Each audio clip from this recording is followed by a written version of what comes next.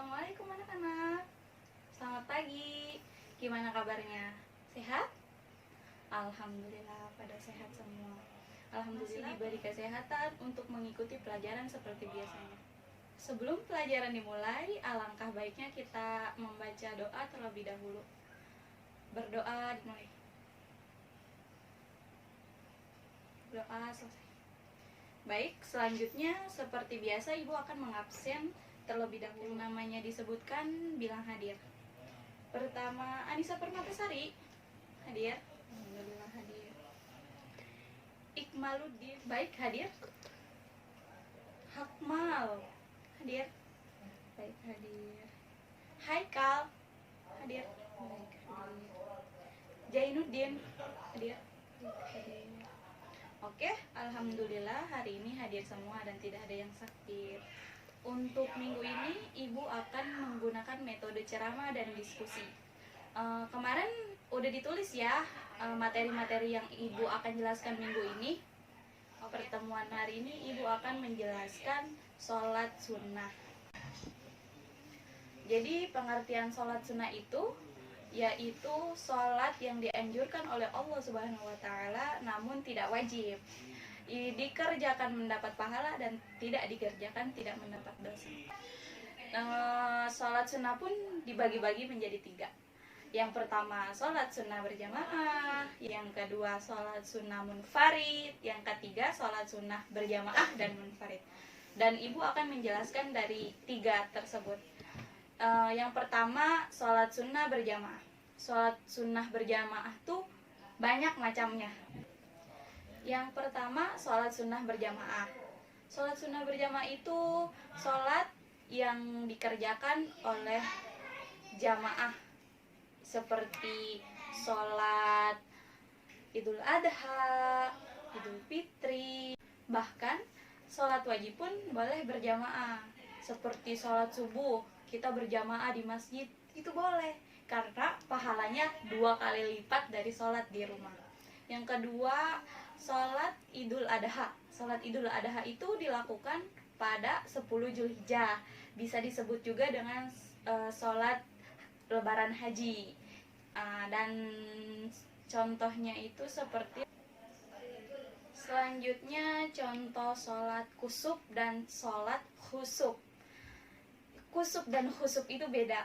Sholat gerhana matahari yang biasa disebut dengan sholat kusuf. Dan yang kedua sholat gerhana bulan yang biasa disebut khusuf. Khusuf sama kusuf itu beda. Beda arti, beda makna. Dan ada yang tahu niatnya sholat gerhana itu kayak gimana? Coba? Nggak tahu. Jadi cara niatnya gini, Ibu kasih tahu. Untuk gerhana matahari yaitu usolli sunnatan kusufi rok'ataini ma'muman lillahi ta'ala. Dan sedangkan niat sholat gerhana bulan yaitu usolli sunnatan khusufi rok'ataini ma'muman lillahi ta'ala.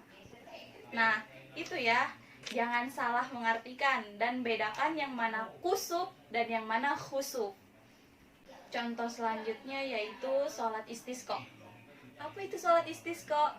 Yaitu sholat untuk meminta hujan.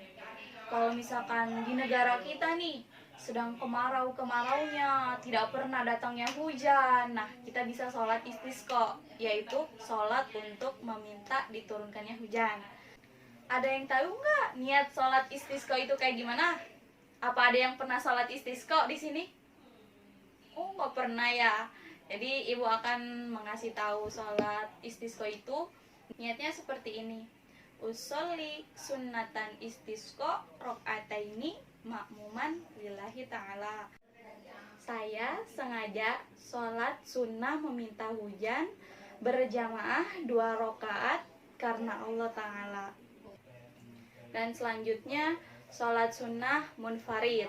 Apa itu pengertiannya sholat sunnah munfarid? Ada yang tahu? Iya benar. Sholat yang dilakukan sendiri tanpa berjamaah. Contohnya seperti apa? Contohnya seperti sholat sunnah rawatib, yaitu sholat sunnah qobliyah dan ba'diyah. Apa sholat sunnah qobliyah dan ba'diyah itu? Sholat qobliyah itu sholat sunnah yang dilakukan sebelum sholat wajib. Sedangkan sholat sunnah ba'diyah itu sholat sunnah yang dilakukan sesudah sholat wajib. Namun khusus untuk sholat subuh itu tidak ada ba'diyahnya, cuma ada qobliyah. Khusus untuk sholat sunnah qobliyah subuh itu sholat yang istimewa dan sholat yang ganjarannya luar biasa.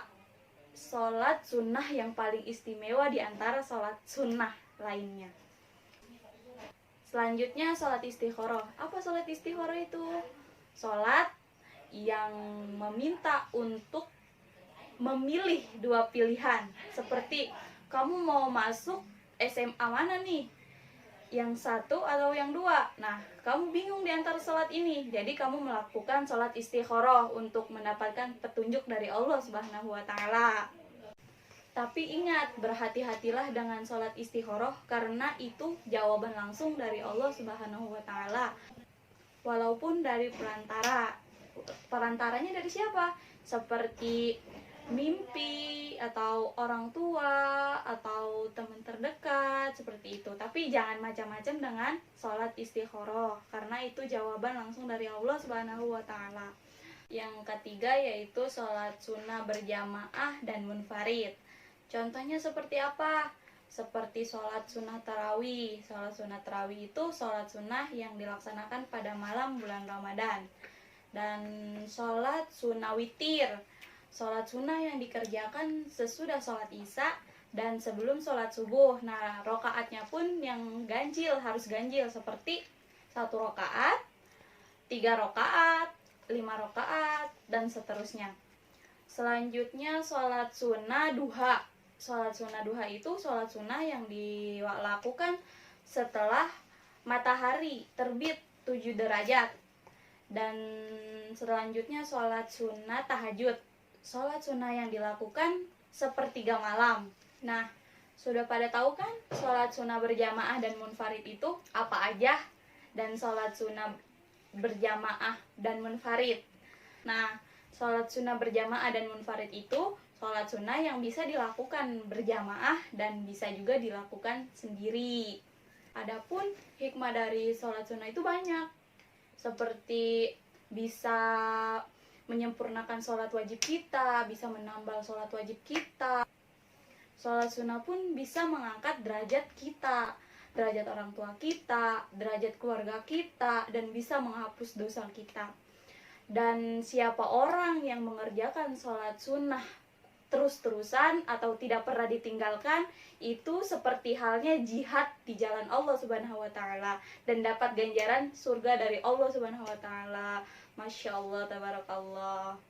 Jangan salah, dengan kita mengerjakan sholat sunnah dan rajin mengerjakan sholat sunnah, tidak pernah meninggalkannya, kita dapat hikmah yang banyak, dapat ganjaran yang banyak, dapat pahala yang banyak, dan dapat surganya Allah Subhanahu wa Ta'ala. Namun kita mengerjakan sholat tersebut tidak untuk meminta ganjaran atau mendapatkan pahala, namun karena untuk beribadah hanya kepada Allah Subhanahu wa Ta'ala. Kalau kita minta hajat atau minta sesuatu, jangan cuma minta 1 malam, karena kita hanya sebagai umat manusia. Jangankan kita, nabi dan malaikat pun minta sesuatu kepada Allah tidak hanya sekali, apalagi kita hanya manusia biasa. Baik, gimana untuk penjelasan Ibu pada pertemuan hari ini? Masih ada yang kurang jelas atau masih ada yang belum paham? Oke, kalau tidak ada yang mau bertanya atau sudah paham semua, Ibu harap semuanya bisa mengamalkannya, karena sungguh banyak banget manfaat dan hikmahnya dari sholat sunnah tersebut. Mungkin waktu sudah bel ya, jadi pemaparan Ibu sampai sini saja. Kita lanjutkan pertemuan berikutnya. Cukup sekian dari Ibu. Wallahu muwaffiq ila aqwamit thoriq. Assalamualaikum warahmatullahi wabarakatuh.